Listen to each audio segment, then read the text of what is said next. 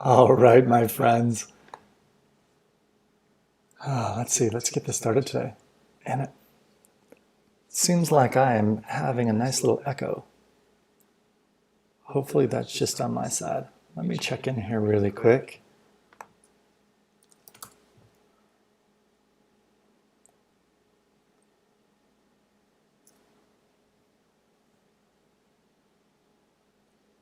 Okay, great. Let's go ahead and get started today. I am using some different technology for us today to hopefully allow us to dive a little bit more deep into our meditation. Beautiful. I explained that I'm still getting an echo in my ear. Brand new technologies. I'm testing a lot of things out. If any of you guys want to know how we're doing this, then please let me know. And actually, this is it right here. Great. Okay, great. We talked today, or talked yesterday, about pulling a meditation together, which is not only for the subconscious mind, not only for relaxation purposes, but one that is also designed to help you understand why sometimes it's so confusing to be around other people. Why when you're somebody, if you have parents that are around, why being with them you might feel different than you're with a loved one or a spouse, and how you might have some conflict trying to communicate with them. They just don't understand you. They just don't see you. All of those beautiful things. So this is a guided meditation. You're just going to get into your most comfortable position, whatever that might be for you. Relax. If you're laying down, that's fantastic. If you're seated up, that's fantastic too. If your spine is straight, that's even better. And just follow along with, I wonder, things going off in the head here. Follow along. God, it's really interesting. I'm wondering if one of my cameras isn't syncing my audio right.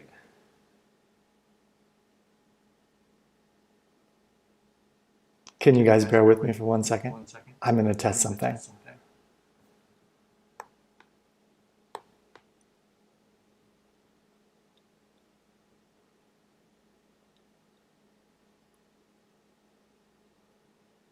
We're just going to run with it.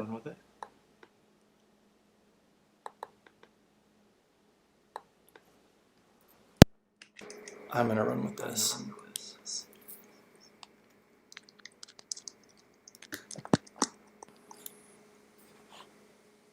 Okay. Let's see. Okay, now my words are actually matching. We're going to go with this, and if I need to record this again, then we'll just record this again later on. Perfect. We're just going to run with that. Okay, great. I appreciate the time that you guys spending here with me. Okay, so first off, you're just going to go ahead and get into that most comfortable position, whatever that is for you. Get into that spot, lying down, seated, anything works.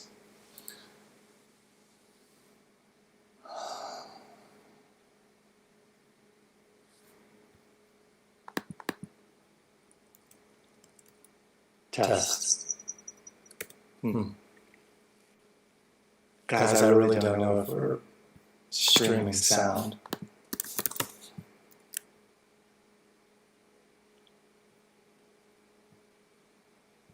I'm on here with Danny.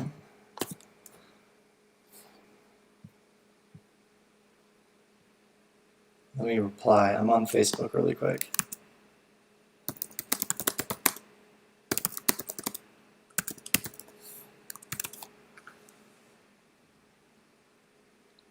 I just want to know if we can hear me. We're fantastic. We'll go ahead. Perfect. Danny's here. You can hear me. Great. we're going to go ahead and move on then.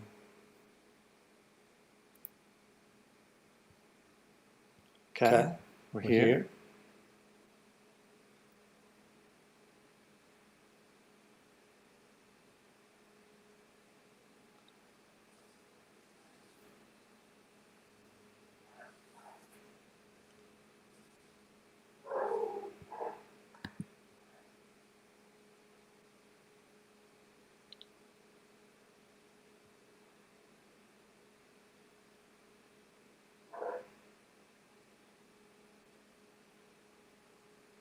This is all interesting stuff.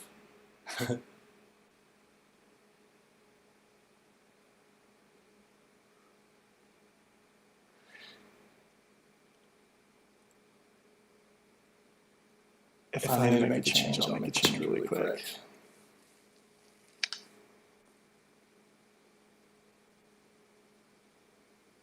You know, guys, I'm going to make a quick change of video because I really can't tell if any of us can hear. And then it's fun of doing something live and different technology. One moment.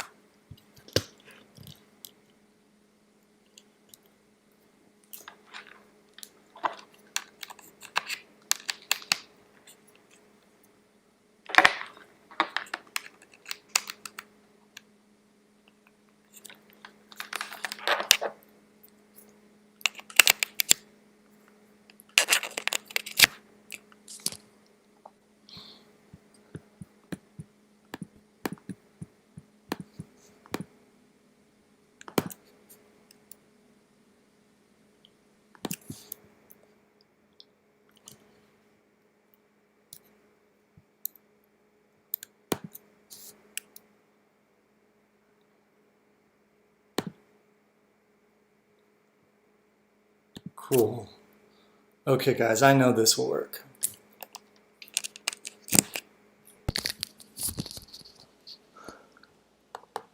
Awesome. Let me make a quick tweak and we'll just get going. I'm going to have to make 2 quick tweaks as we get going. Okay. I'm just going to make it now. Thanks for hanging out with me.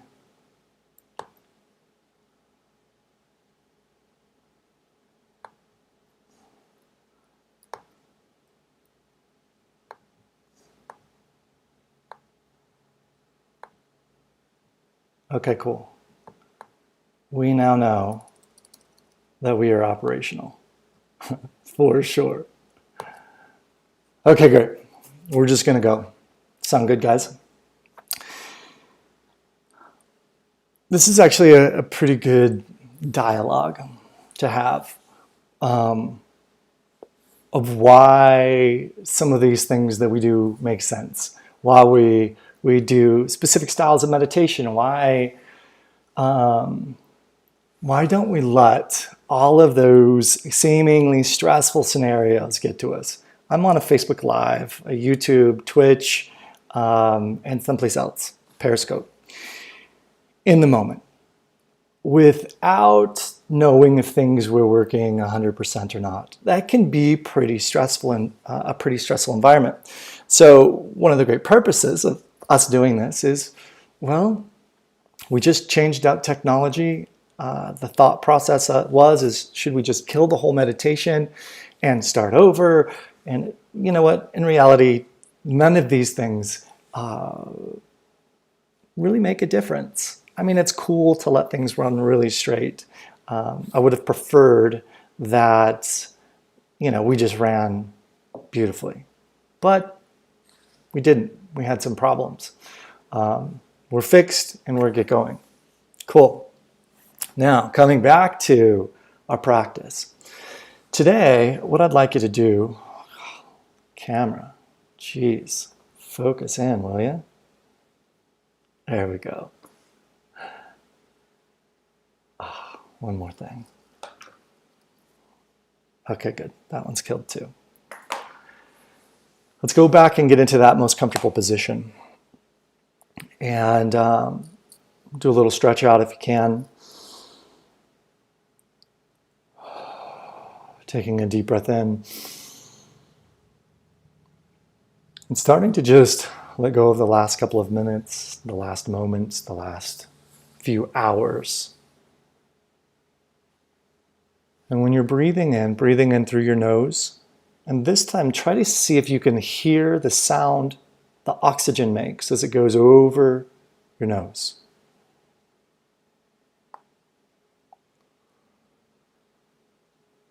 Closing your eyes has the most important things. There's a lot of amazing things which are all meant to be felt and not seen. So closing your eyes, taking a deep breath in, and out.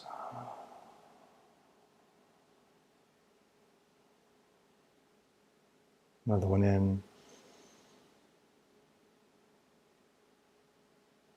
And out. And I'd like for you to just start to relax, to fall into your breath, fall into your meditation, just relaxing into it.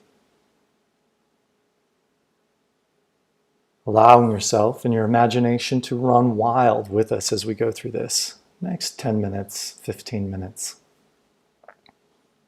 maybe even 20. Allowing yourself to just be present.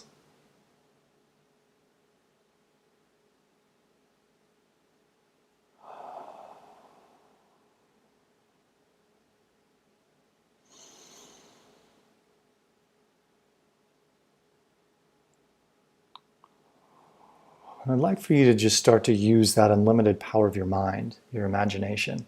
Imagine that it's a Saturday, that you're relaxing. There's not a lot of things that you're required to do today. You can just be you and do what you want. And imagine what that would look like outside. Is it sunny? Is it hot? Is it warm? Is there a nice breeze? Finding yourself relaxing and feeling comfortable. And if any thoughts come up around things that must be done, just let them go. Be here in this moment.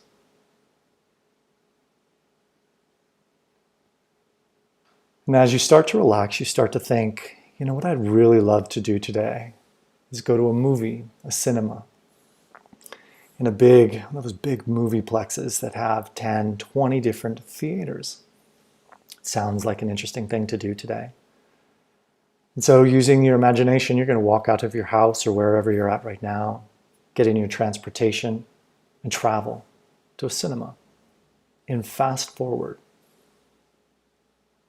till you pull into the parking lot. You walk out, walk into those large, giant doors. You walk in, it doesn't matter what movie or cinema might be playing. You just go and buy a single ticket. There's not very many people here that you can see. And they give you a ticket at the counter. You walk towards the back, where the maze of different theaters and cinemas are. You walk, and you see a hallway to your right. And you walk down the hallway until it ends. And you take another right, all the way down to the bottom, to cinema number 1. And you walk into the doors. You turn left and then turn right and walk towards the screen and realize there's nobody else in this theater but you. And so you go down and you sit right front in the center, even if that's not where you would normally sit. You sit in the front center. And you look at the screen, the credits start to roll, the curtains roll back, and the lights come on. And you start to notice immediately that you recognize this movie. You start to recognize it as your life, the last month of your life. You see yourself walk across the stage as the main actor or actress. You see the other people around, start to float in and float out as supporting actors and actresses in your movie. And you start watching this, and it's really cool to see your life from the observer position in the stands. And you're watching it play on. You see your family, your friends, your coworkers, your pets, special loves, the parents, if they're around still, and if they're not, you're still seeing them on the screen. And after a couple of minutes, it feels nice to watch your own movie, but you decide that, well, you've lived this movie, and you'd like to see something else. So you stand up, you turn left, walk to the end of the hallway, turn left again, and then open those big doors to the right. And you're at free will to walk anywhere you want, but you choose theater number 2. You walk down into theater number 2, open the doors, turn left to walk down the hallway, then right till the big screen. And you see that there's a single person sitting in the front and center.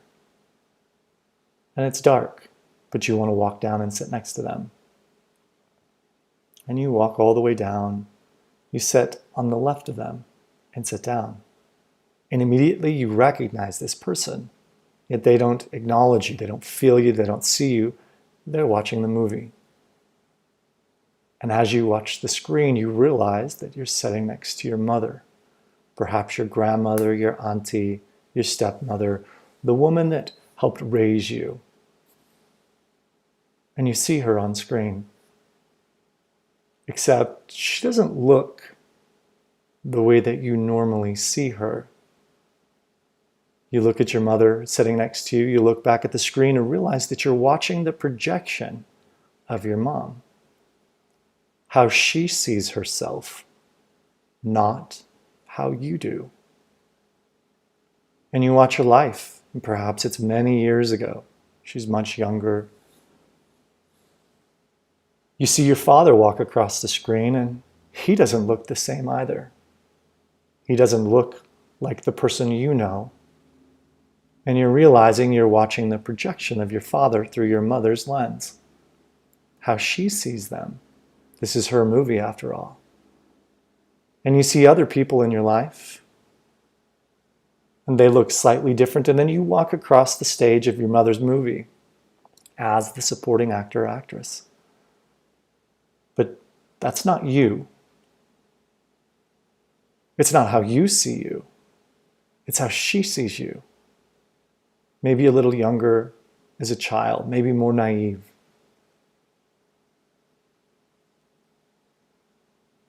And as you see how your mother sees you, conflict starts to rise inside of yourself. And you think, if she only saw who I am now, she would understand. But she doesn't. She sees the version of you which she knows. And after a few minutes, you watch this and it becomes confusing enough that you stand up, walk down the hallway, turn left, turn right again, open the doors and walk to theater 3. And you walk in, take the turn to the left and then to the right, and you see somebody sitting down, and you guessed it, it's your father. And you sit down to the left of him, and you recognize that immediately he's not watching or seeing you, he's seeing the screen. He's seeing all that is on the screen. He's seeing your mother as she walks by, but it's not the woman that you know. You see her through his lens, a little bit different. You see your family, and you see your beloved, that person that you most love, and they look different. It's not how you see them, whether this is a former or a current. It's not how you see them at all. In fact, their facial features even look different. There's a different light that's around them than you see. It seems a little darker, a little shadier. And then you watch yourself walk across the screen and, man, you are not that little kid anymore. But you realize that's what your father sees.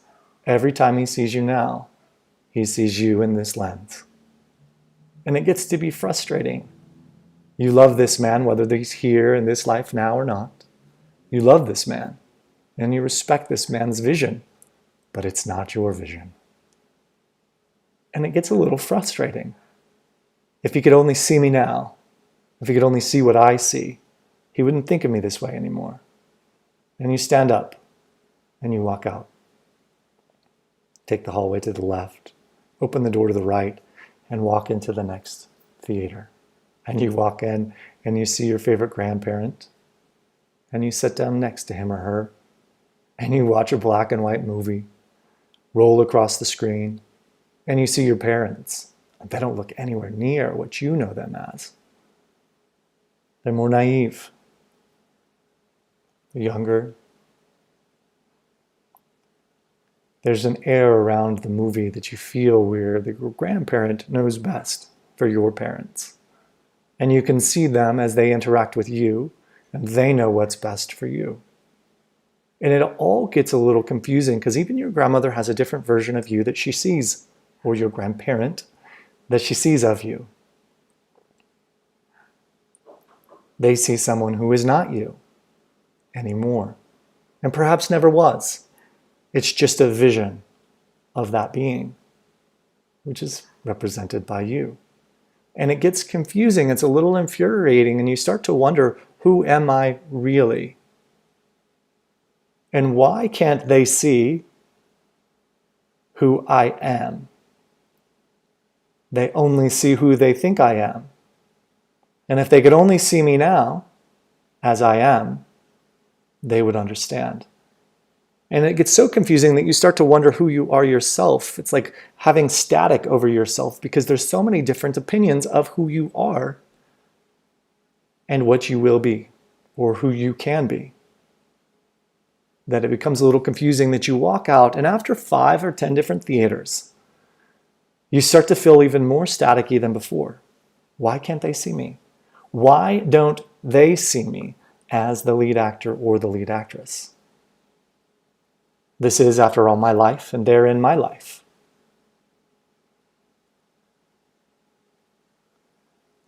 And it feels a little unnerving, so you decide to walk back down to movie 1, because this is comfortable. This is what you know, this is your life. And you walk in, and you walk down into the center and sit. And you realize you start seeing yourself a little bit differently than you did before. A little bit more open with all of these different opinions of who you are. And you're taking deep breaths just to realize yourself again. And in this moment, you start to hear people around you. You start to hear that there are others speaking. You thought you were by yourself, but you're not. And when you look around, you see your mother, you see your beloved, your father, your grandparents, your friends, those whose theaters that you set into. And they're all looking a little confused because they're seeing themselves on the screen through your lens, not through theirs. They're seeing how you see them, which is not how they internally see themselves as well. And in this moment, you start to recognize and realize that no matter who you're connected with, they are always the lead actor or actress in their film. And no matter who's in your film, outside of yourself, they can only always be a supporting actor or actress. You were always the lead. And you find that the times when you felt most confused are the times where you tried to make somebody else the lead actor or actress in your film, in your own movie. You tried to bestow upon them so much of your power, so much of your thought processes, so much of your will, that you tried to make them the lead. And in this moment, you realize that's when the most confused parts of your life are. And it starts to ring true that you can always only be a supporting actor or actress in someone else's life. And that brings a lot of peace. You can always only support them in their movie. And when they're in your movie, when it's about you and what you're doing and your vision of yourself, they can always only support. And you start to find this really beautiful flow in this thought that I am the leading actress in my film. And when I'm on the phone with my parents or my friends and they're talking about their life, I'm there to support their movie. And when we're talking about mine, they can only support mine. And we can flip all the time, dancing inside of each other's lives, helping support. And when we help support, we see that we start to see a little clearer. And we also know that somebody can only see me through their lens, through their understanding of my life, their life, and the world around them. It's always going to be different than myself. And that's beautiful. And that's where the unfoldment of this new film that gets to be opened, this less confused film, this knowing of who you are. And in this moment, you give several people a hug. It's time to leave. You walk down the hallway to the left, down to the end, to the right, open up the door, and back to the right. All the way down to the end of the hallway, you turn left, where you can see the concession stands, where you turn left and go out the door. And as you leave, you take the same transportation and fast forward back into your house, back into the place that you're sitting right now. And while you're sitting right now, you have this open appreciation for who you are. Why in the past it felt that there was a struggle to communicate with others. And why now there's only always clarity. And you take this understanding of life and reality and your reality versus someone else's reality with you throughout the rest of your day. Taking a deep breath in as a group.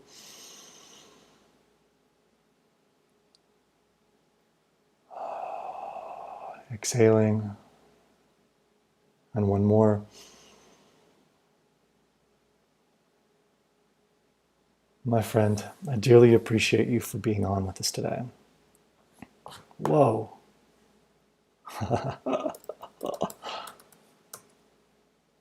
Wow. I hope that didn't end. My screen just went blank. My eyes were closed for a long time. My friend, I hope you have the most epic day.